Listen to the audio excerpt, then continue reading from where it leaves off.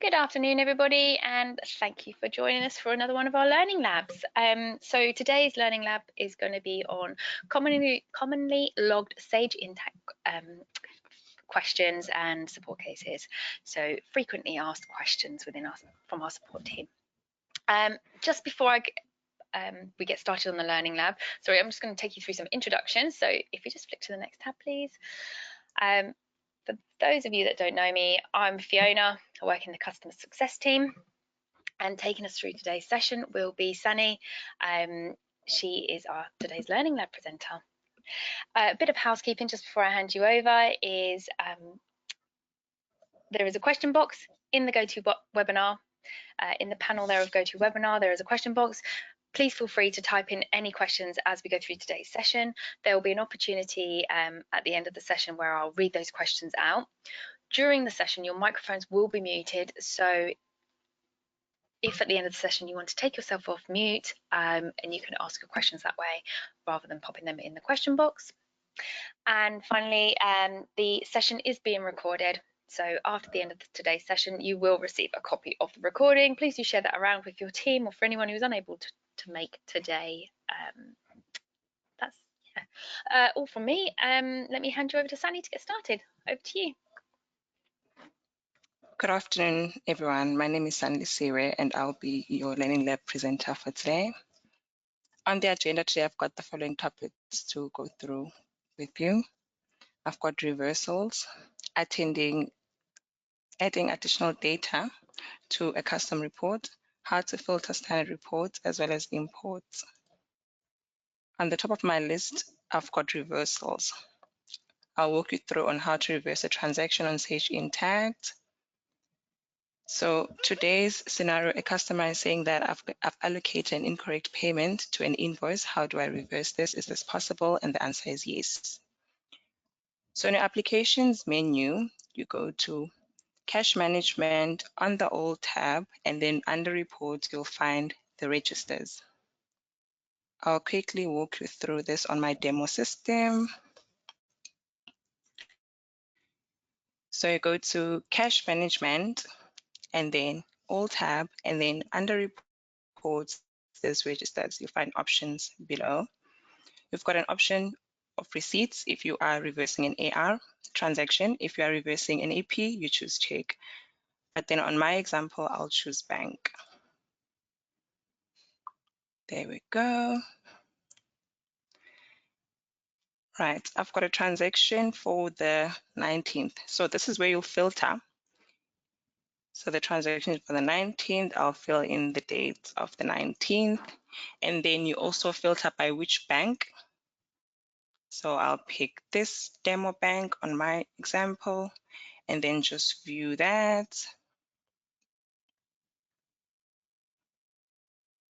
Okay, so I've got this transaction and I want to void this transaction because I've entered it incorrectly. So you click void on your side. And then for accounts purposes and reconciliation, we advise that customers use the same date on the transaction. So in my example, I'll pick the 19th, So you put in that date on the date for voiding, and then also you tick there and also put in the same date for reverse as off. And then all you do, you submit. There we go. So now the transaction has been reversed. You can also double check if it has been reversed by going to accounts payable and then click AP purchase invoices. There we go. There's your reversal. Right. I'll move on to the next topic.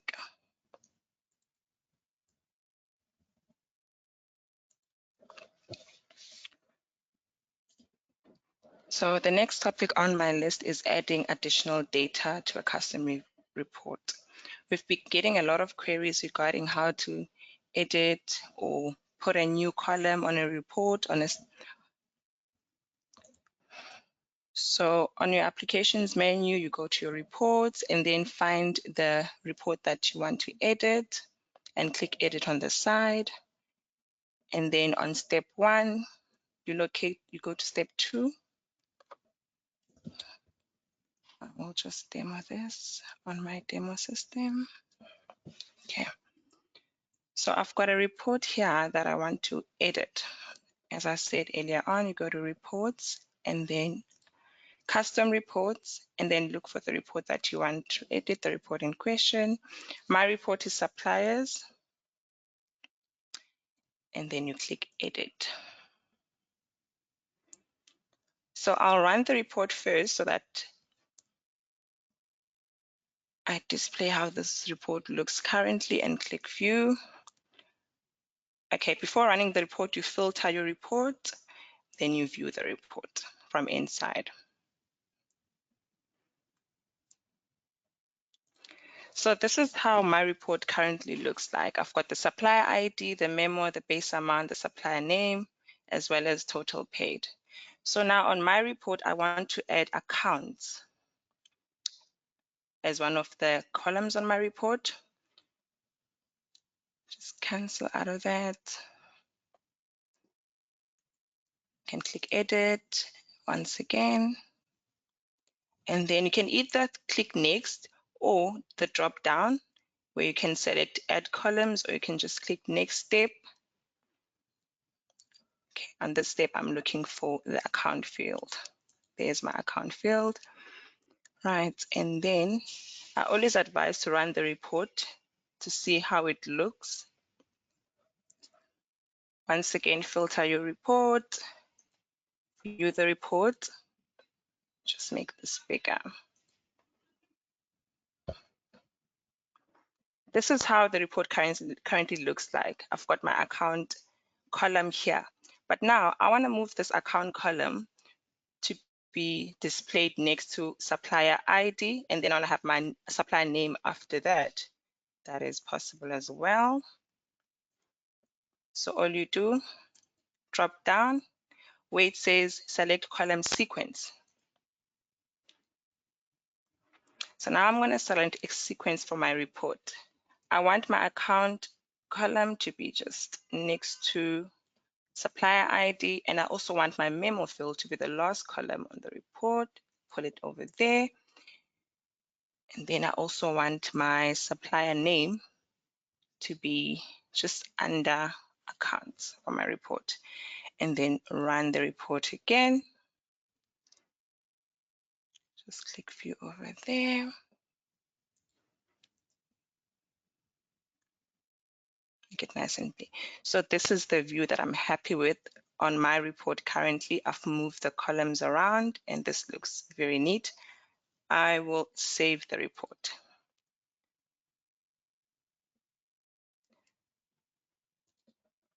So now I'll just click edit again. So currently when you run this report, it's pulling out details for all suppliers. I don't want that. I'm interested on seeing details for, let me wait for it to run, just this supplier maybe, or this supplier. So I'll add additional prompts on the report in order for me to pull details for just one supplier. So it's either you go next or just go all the way down and click include additional prompts. So on my report, I'll include an additional prompt for a supplier ID. So I can pick which supplier details I want to see on my report. Save that. There we go. Click run either outside or edit the report and click run. Okay. When I click run the report,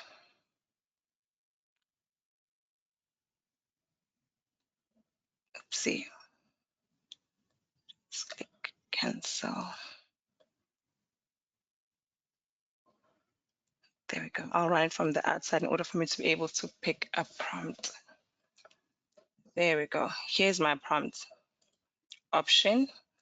I'm interested on seeing this supplier or either that supplier only. I'll pick the supplier details, filter the report, and then just click view.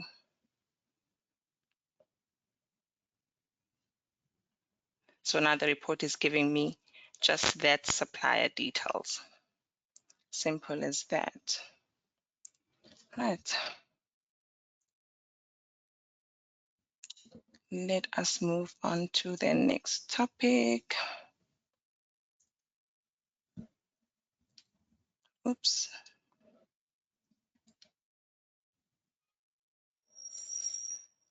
Right.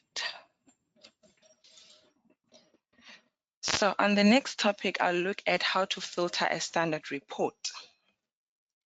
I picked an example as the AR aging report. So this is how the aging report looks like when it has just been ran standardly without any filters on it.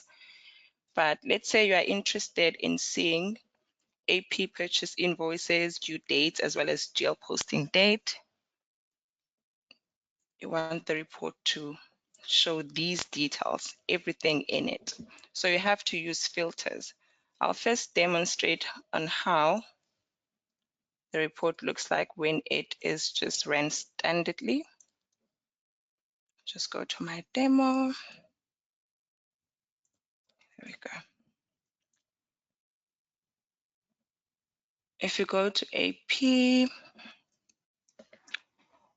under the old tab, on the last column, you'll find supplier aging report.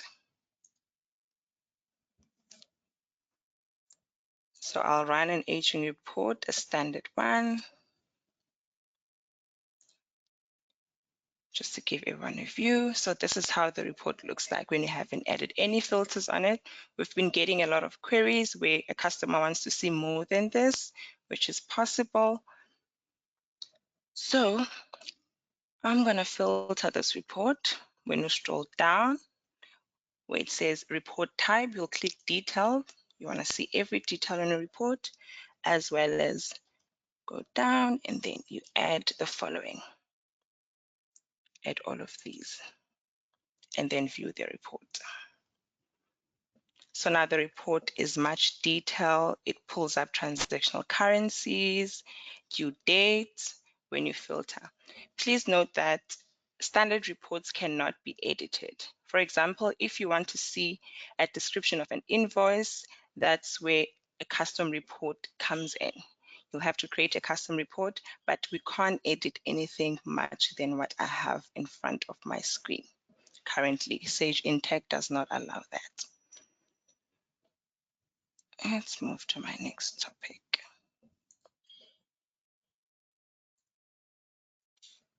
Right.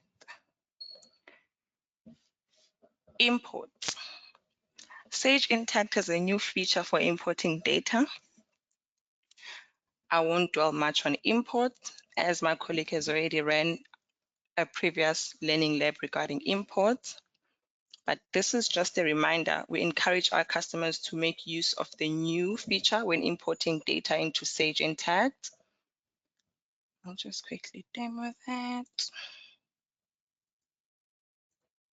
Okay, so in your applications menu, you go to company and then setup, import data. Right, this is the new import service that Sage has. This is where you click.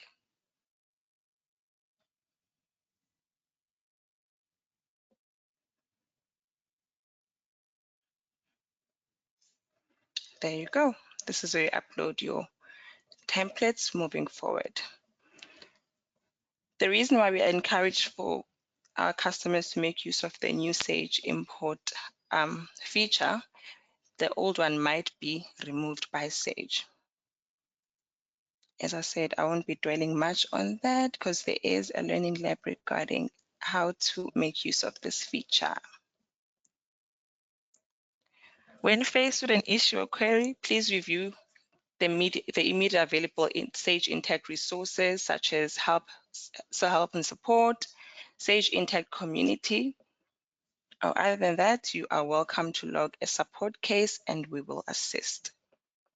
That brings us to the end of our Learning Lab session. Thank you for listening. I hope you enjoyed. I'll hand back to Fiona.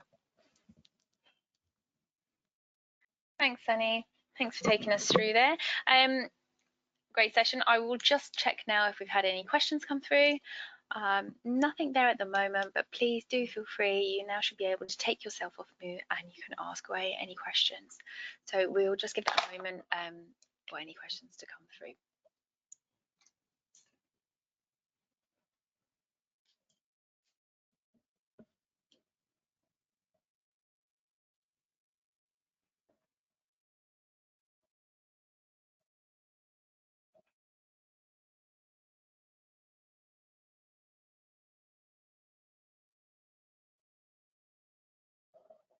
If you are struggling to take yourself off mute, if you just pop a hand up on the GoToWebinar, then I might be able to do it for you here.